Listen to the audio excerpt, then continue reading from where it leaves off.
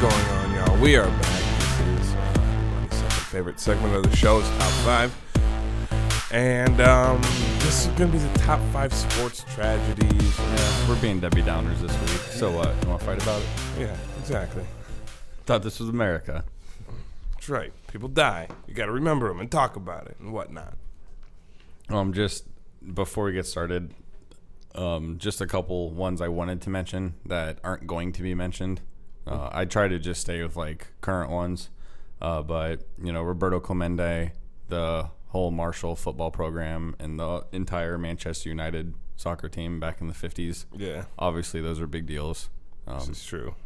I'm not going in detail about them, but you know, I don't want everyone to think that we just like forgot about things that happened in the past. Oh, I'm definitely I've got a whole line of like people that didn't make my 5. I mean, just personal 5 but I'll definitely mention the ones that, you know, didn't make the list because I got quite a couple.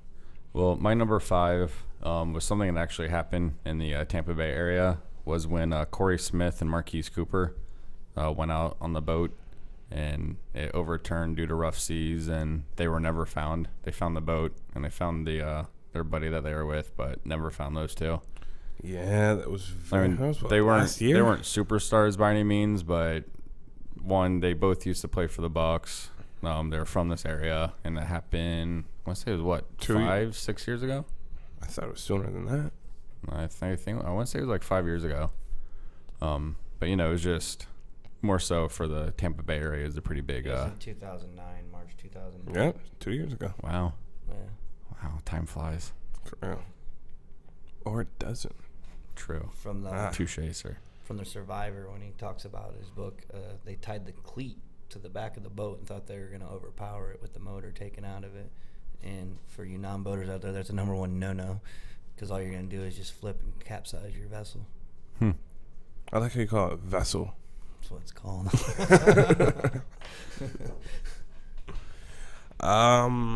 My number 5 is Vladim Petrovic. I believe it was back in 1992. He was a guard for the New Jersey Nets, actually, when they were good, when they had, God, who was on that team? Oh, him, and, oh, well, whatever. He's from Spain. In the off season, he got in a car accident and was killed, and he was probably one of the better shooting 2 guards in the league in his time, and, yeah, that was pretty upsetting. I remember that. But what do you got for your number 5 there, Mr. Nate? Well, it actually plays on recent history because players don't want to play in the preseason because of their risk of injury, let alone did they know to be a risk of death dying from heat stroke while you're out there overexerting yourself for something that doesn't really mean much. This is true. So, it's Corey Stringer. Yeah, of course, yeah. He's a big guy for the Vikings. Yeah. Yeah, he was huge. Was he like 6'7", 350 pounds, something like that? He was a big mountain of a black man. I call him no neck because the pads covered his neck, so all it was a helmet sitting on shoulder pads, but he would move some people out of the way. That he would. My number 4 is Sean Taylor. Oh, yeah. And I mainly picked him just because he was even though he went to Miami, and I hate the Hurricanes. I mean, so talented. He was a great player, and he died very young. I mean, he could have had a ridiculous career if he would have gone out of Washington. Him and Lon Landry, they would have shut it down back there. Yeah, I mean, he had. I mean, to be honest, the sky was literally the limit for him, and it just. He sucks. honestly could have gone on to be better than Ed Reed. Yeah. I'm just saying. Yeah, it just sucks that he died by some a-holes trying to rob his house. Bled out. It's never good. No. My number 4 is Arturo Gatti, who he died. That was not actually really recently. I want to say a couple years ago. 2 years. If you don't know who he is, you need to YouTube the Gotti Award trilogy, because that's probably 3 of the best boxing matches you could probably ever watch. Yeah, he's in a long line of athletes who were killed by their wife or a woman or whatever. But- Whore. Hey, it's a 6-month backlog for divorce in California, but it's only a 15-day waiting period on a handgun. Touche. Fact. Ding. So if you plan on leaving your old lady and you're an athlete and you're going to cut her off from all that payola, arm yourself. We're not saying go the Ray Cruz style. Yeah. We're just saying Go OJ. Go berserk. hire a good attorney. Yeah. Get a glove that does not fit. Turnies. Have someone drive you around in a white Bronco. I mean, hell, the Kardashians made a career off the money her father made off that case. No, Kim made her career off of porno. Correct yourself. She made her career off of getting cranked on by a pop star. Let's call a spade here. All right. We don't tell lies on this show. I know it's your first That's time. not true. That's a lie itself. I'm sorry. Your number 4, Mr. Nathan.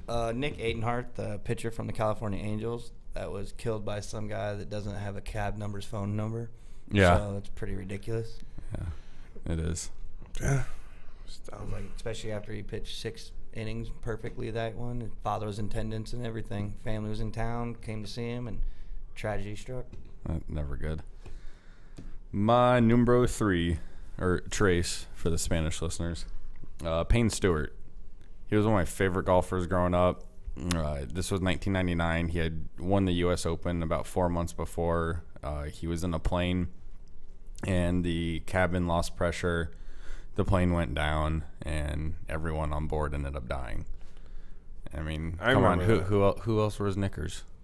Who else? And Who else wears knickers makes it look good? There's a difference. That's very true. Fact. That's very true. I remember watching that because the cabin lost pressure, but the plane was still in the air, and they were all in there just dead. And like, I remember they had 2 rescue planes on either side of them, like trying to like take a look-see in there what was going on, but Yeah, there's no one flying it. no dice. Nope. Yeah, No, never good. That sucks. My number 3 is Hank Gathers. He was a extremely talented basketball talent out of LMU, and back in '89 he collapsed during a game.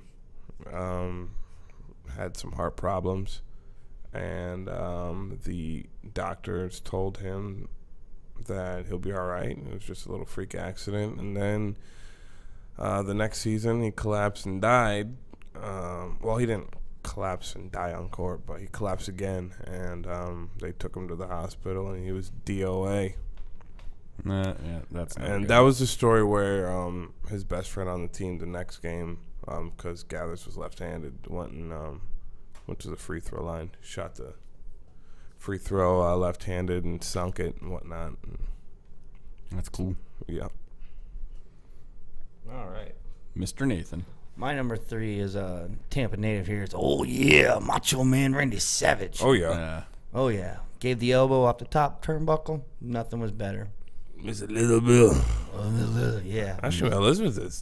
She's dead, too. Yep. Is she dead? Mm-hmm. Man. She died before he did. She OD'd at Lex Luger's house. Maybe. I'm not lying. on what? Lex Luger steroids out of the end of his Johnson? I think it was blow, if I'm not mistaken. Who dies from blow these days?